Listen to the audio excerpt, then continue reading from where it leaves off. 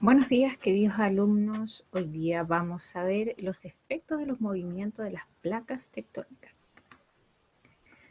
El objetivo es explicar cómo se producen los sismos y tsunamis a partir del movimiento de placas tectónicas y los cambios en la topografía superficial de la Tierra. Contenido: efecto de los movimientos de las placas tectónicas. Habilidades: plantear preguntas y formular predicciones en forma guiada. Instrucciones: escucha atentamente el video. 2. Escribe la materia en tu cuaderno, luego realiza las actividades del texto del estudiante, página 202, 203, 204 y 205. Si tienes duda o consulta, comunícate inmediatamente con tu profesora. Recuerda enviar evidencia del trabajo realizado a los siguientes correos: el correo de la profesora del cuarto A, el correo de la profesora del cuarto B y el correo de la profesora del cuarto C. ¿Ya? Usted envía la evidencia una vez que hayan terminado sus actividades. Bien, pero antes de empezar debemos recordar la clase anterior. Entonces, la clase anterior vimos las placas tectónicas, ¿cierto?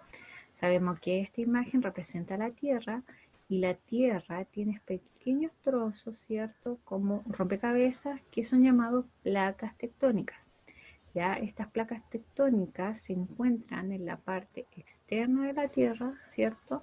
Dentro de la corteza. Recordemos que también teníamos la corteza continental y la corteza oceánica, ¿ya? También vimos los tipos de placas que existen, ¿cierto? El límite divergente, el límite convergente y el límite transformante. El límite divergente eran cuando las placas se separaban entre sí. Cada una iba para un lado, para el lado izquierdo, y la otra para el lado derecho. El límite convergente es cuando las dos placas tectónicas chocan y una se interpone debajo de la otra, ¿ya? Y esto da origen al proceso de subducción, es cuando nacen las montañas y los volcanes. El límite transformante es cuando dos placas tectónicas se mueven de manera paralela, ¿ya? Ahora vamos a ver lo que es un sismo, ¿cierto? ¿Ustedes han estado en algún sismo? Yo creo que sí, todos, ¿cierto? Los sismos son movimientos telúricos, ¿ya? En el sismo podemos encontrar el epicentro y el hipocentro.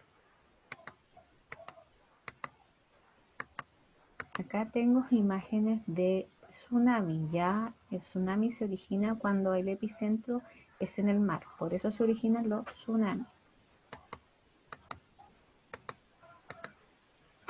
El sismo, cuando dos placas tectónicas se mueven una respecto de la otra, se traban y se produce una acumulación de energía, la cual al liberarse repentinamente da origen a un sismo. Los sismos corresponden a una vibración de parte de la corteza terrestre y se originan mayoritariamente en los límites convergentes. Recuerden que vemos los límites convergentes, era cuando las dos placas tectónicas chocaban, ¿cierto? Y una se intercalaba debajo de la otra y esto originaba las montañas y los volcanes, ¿ya? Tal es el caso de Chile, que se encuentra en la cercanía del límite convergente entre la placa de Nazca y la placa sudamericana.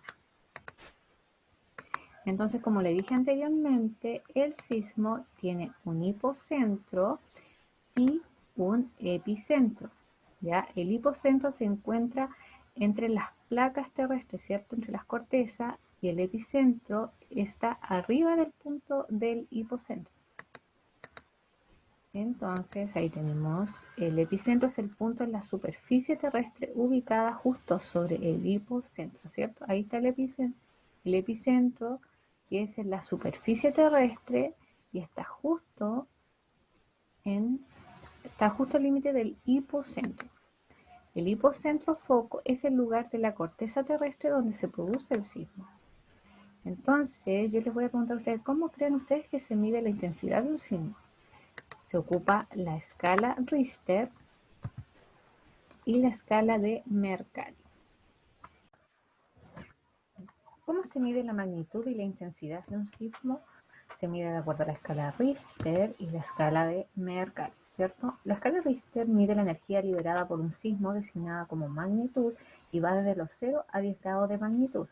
En cambio, la escala de Mercalli mide los efectos que un sismo tiene sobre las personas, las construcciones y el terreno de un lugar específico, designados como intensidad, y va desde los 12 grados de intensidad. Ahí tenemos la imagen de un tsunami, y esto se provoca cuando el epicentro se encuentra en el océano, ¿ya? Y por eso se forman los tsunamis, o también llamados maremotos, ¿ya? Ahí podemos ver en la imagen un tsunami. Cuando los sismos de gran magnitud tienen su epicentro en el mar o lugares cercanos a la costa, se producen los tsunamis, también llamados maremotos. Los tsunamis son una serie de grandes olas que impactan la costa después de lo ocurrido en un terremoto, ¿ya? ¿Cómo se generan los tsunamis? Cuando el epicentro se localiza en el fondo marino, se produce un movimiento de las aguas de mar. Cuando el tsunami de gran magnitud llega a las costas, inunda el territorio y arrasa con todo a su paso, generando una gran destrucción. Una clara señal de la proximidad de un tsunami es la retirada del agua que se encuentra en la costa y que deja expuestas extensas zonas del suelo marino. La retirada del mar ocurre durante un tiempo breve, ya que en ese momento las olas del tsunami se encuentran muy próximas a la costa. Ahí podemos observar la imagen cuando se ve el suelo marino, ¿cierto? Cuando el mar se encoge y se levantan olas de gran magnitud.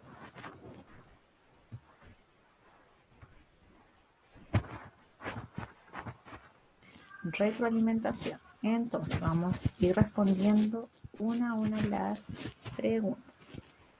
¿Por qué se producen los sismos?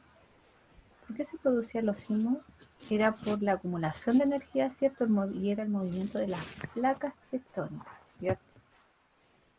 ¿En qué límite se originan mayoritariamente los sismos? En el límite convergente, eran cuando las placas tectónicas chocaban, ¿cierto? Y una de esas dos placas se intercalaba debajo de la otra y daba origen a los volcanes y montañas. ¿Cuál es el nombre de las dos escalas que se puede medir un sismo? La escala Richter y la escala de Mercalli, ¿cierto? ¿Qué diferencia existe entre la escala Richter y la escala de Mercalli? La escala Richter se medía los sismos de acuerdo a una magnitud, ¿cierto? Y esto llegaba a los 10 grados. La escala de Mercalli medía el daño causado por el sismo. Ya, por ejemplo, las construcciones, cuando se caen los edificios, las casas, medían los daños causados en la ciudad. ¿Cómo se origina un tsunami? El tsunami se origina después de un sismo y sobre todo cuando el epicentro está en el océano, ¿ya? O en la parte del mar. Y por último, la 6 dice, ¿qué señal podemos notar cuando se aproxima el tsunami? Esto ocurre cuando recién de un sismo el mar se recoge y deja ver gran parte del suelo marino. ¿Qué es lo que era el suelo marino? Cuando anterior al sismo estaba tapado con agua, ¿ya? El éxito es la suma de pequeños esfuerzos repetidos día tras día. Que estén bien y nos vemos en un próximo video. Adiós.